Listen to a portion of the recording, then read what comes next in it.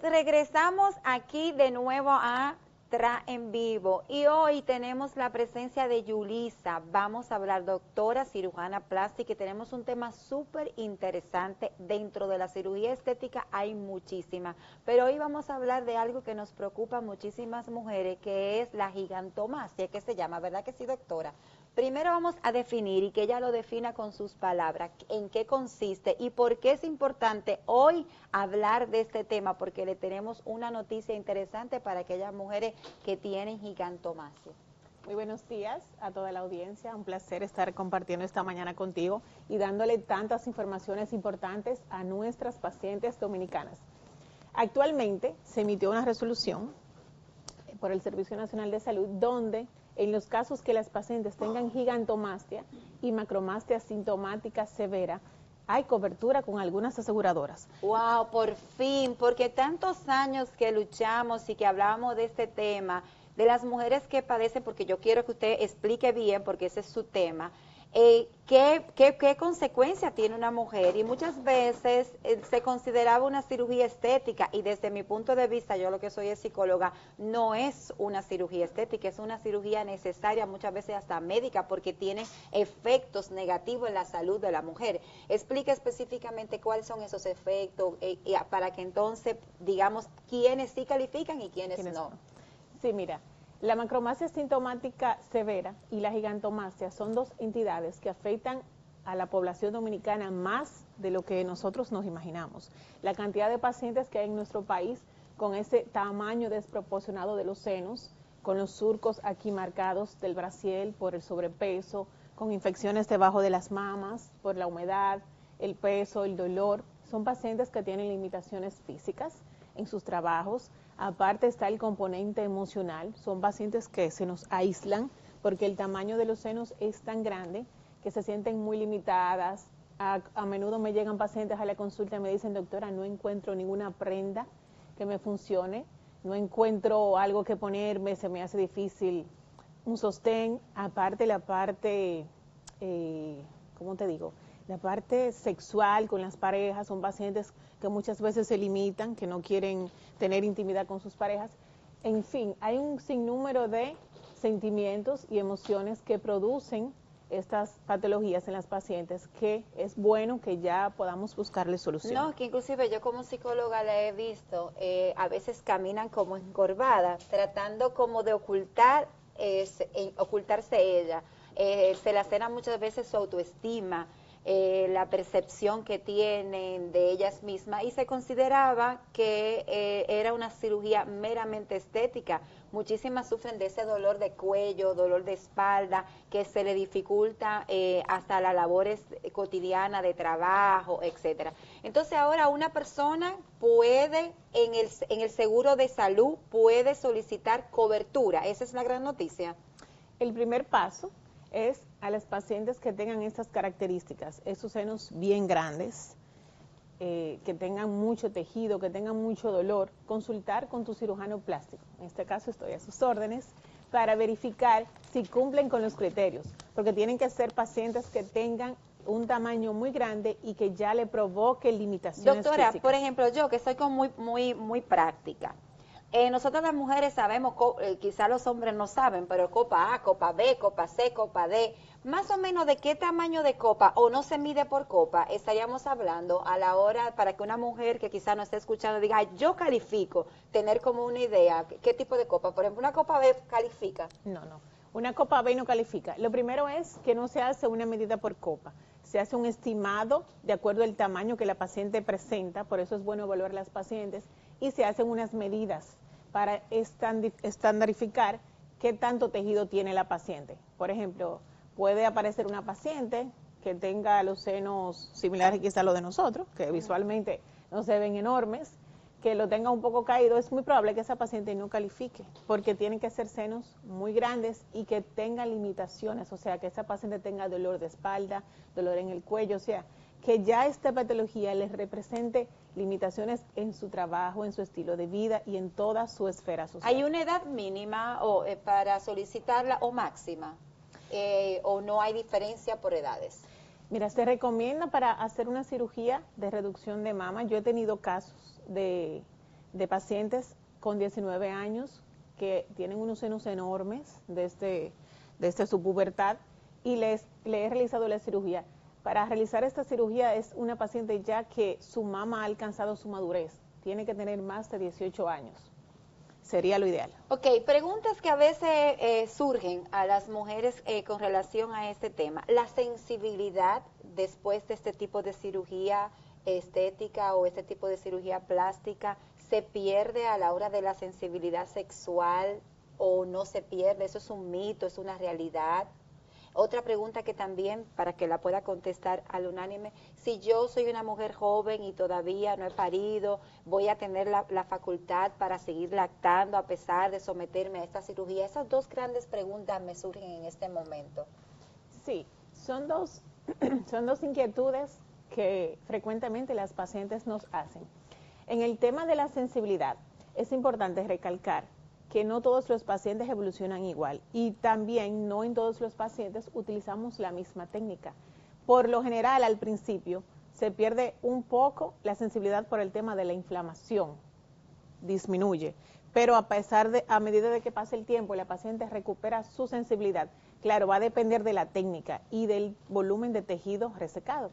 Por ejemplo, la imagen que pusieron anteriormente es una paciente de una gigantomastia, es un caso que debemos hacerle ya una técnica un poquito más agresiva para poder removerle el mayor peso posible de sus senos y que la paciente pueda realmente tener una buena cirugía y poder reconectarse con su ambiente y mejorar todas esas molestias. Entonces, es poco frecuente que pase la pérdida total, a menos que sea una técnica ya para unos casos más complejos.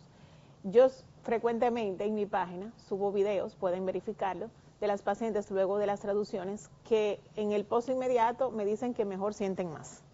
Ok. Puedes verificar algunos trabajos, mejor me dicen, ay doctora, yo ahora siento más que antes de la cirugía. Y con relación a eso, porque ahora estamos volviendo un poco como atrás a la práctica de amamantar. Después de este tipo de cirugía, yo que una mujer joven que quiera amamantar, ¿puede amamantar o tiene dificultad o eso no tiene nada que ver? Mira, siempre le digo a las pacientes que cada organismo se comporta diferente. Yo he tenido pacientes que antes de la cirugía me han documentado que en sus embarazos anteriores nunca lactaron, porque su organismo como tal no producía una cantidad importante de leche. O sea, ese es un paciente que si yo lo opero y le hago la cirugía, igual forma no va a amamantar, ¿me entiendes? Pero por lo general disminuye un poco después del procedimiento y es importante también la técnica, porque hay algunas técnicas que son un poquito menos agresivas, pero eso dependiendo del tamaño de tejido que tenga la paciente a realizarse la cirugía. ¿Sabes que cuando hablamos de cirugía siempre hay una gran pregunta? Dolor, cuidado, tiempo de reposo. Háblame, doctora, como de esta parte. Si yo voy a tomar esa decisión tan importante en mi vida, ¿cuánto tiempo de reposo voy a tomar? ¿Me dolerá mucho? ¿Habrá dolor? ¿Habrá sangrado? ¿O es una cirugía que no hay mucho sangrado? Háblales al público como para poder entender esta parte tan importante. ¿Deja cicatriz, no deja cicatriz? O sea, esas son preguntas que nosotros las mujeres nos hacemos a la hora de someternos a una cirugía plástica. Mira, es una cirugía donde tenemos que remover mucho tejido, remover glándulas, remover grasa, remover piel y sobre todo reposicionar el complejo Arabella-pezón para que esté a la altura adecuada. Entonces, es importante hablarle al paciente de que van a haber heridas, que con el paso del tiempo se van a convertir en cicatrices. Yo he tenido algunas pacientes que con el paso del tiempo la cicatriz evoluciona de una manera casi imperceptible. Porque recuerda que cada quien tiene una manera diferente de cicatrizar.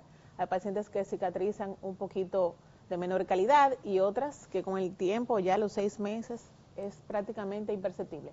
Entonces, como cirujanos plásticos, nos enfocamos en hacer las heridas que posteriormente van a ser cicatrices lo menos visible posible, que la paciente pueda con un sostén disimularla bastante y no tener esos complejos, y también el cuidado posoperatorio para que sea una cicatriz lo más fina y lo más bonita posible. No, y yo me imagino que la cicatriz versus la consecuencia y el dolor que se pasa por tener el seno tan grande, quizás minimiza. Lo compensa. Lo compensa. Pero otra gran pregunta, ¿es anestesia? ¿Cómo es la anestesia? Que es uno de los grandes retos que en cualquier cirugía uno tiene. ¿Qué tipo de anestesia se usa? ¿Cómo es el plan de la anestesia en esta cirugía?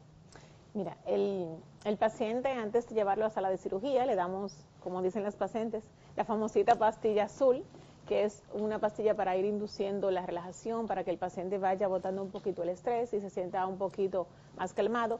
Y utilizamos una anestesia epidural, que es de las anestesias con menos riesgos. O sea que al ser epidural yo estoy despierta, ¿verdad? O sea, estoy sedada, pero no estoy dormida completa, porque el epidural no es por aquí, doctora, en la espalda.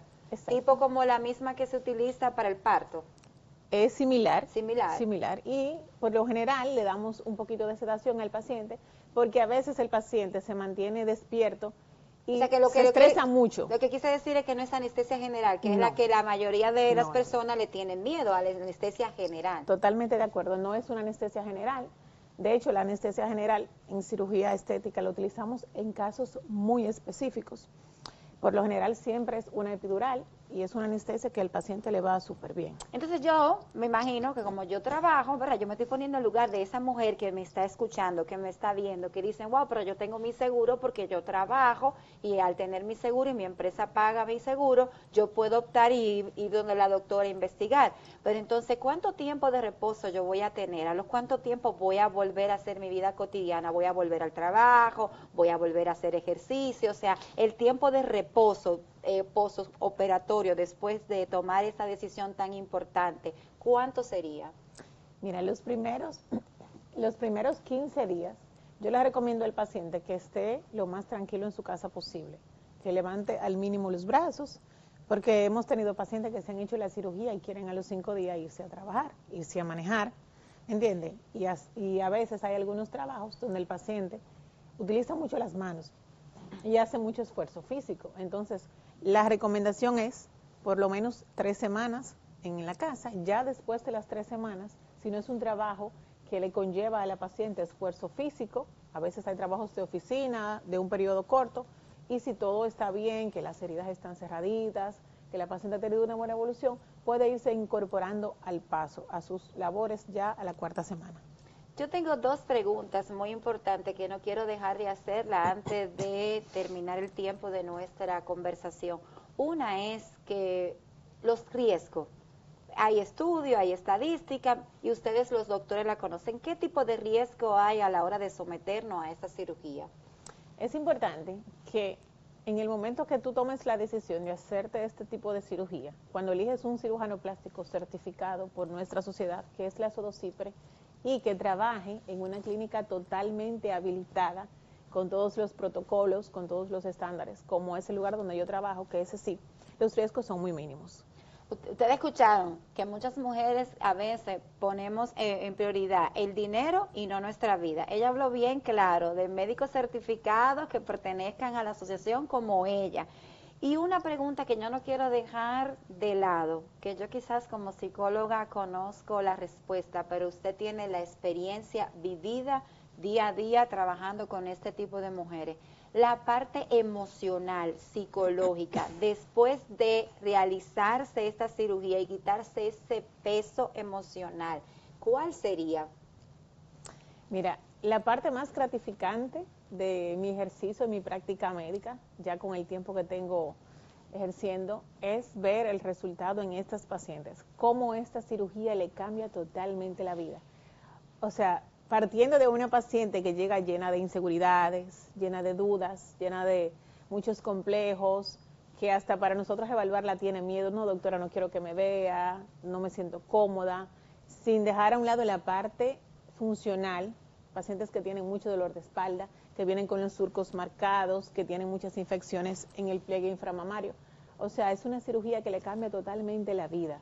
Yo he tenido pacientes que después de la cirugía me dicen, doctora, me casé, procreé mi familia, encontré una pareja, me siento más cómoda, me siento más viva, me siento bien, o sea, me siento con ánimo de todos los días levantarme a mi trabajo, a hacer mis labores, ya no me aíslo. Yo he tenido pacientes que me dicen que no se relacionan fuera de su trabajo con nadie, porque tienen mucho complejo de la ropa, de que nunca entran un brasiel. Emocionalmente la vida sexual con la pareja mejora muchísimo. Ya son pacientes que se sienten más únicas, que se sienten cómodas, cómo se ven y sobre todo que tienen una mejor calidad de vida. Si fuéramos a contactarte, ya yo estoy aquí, estoy mirando el programa y digo, wow, yo califico, qué buena noticia nos ha traído la doctora de que también ahora los seguros van a cubrir esta cirugía. ¿Cómo puedo contactarte? O sea, ¿cómo puedo buscarte? Porque ya eres una doctora certificada con experiencia, tus redes sociales, número de teléfono, la clínica donde está, para que entonces ellos puedan comunicarse con usted.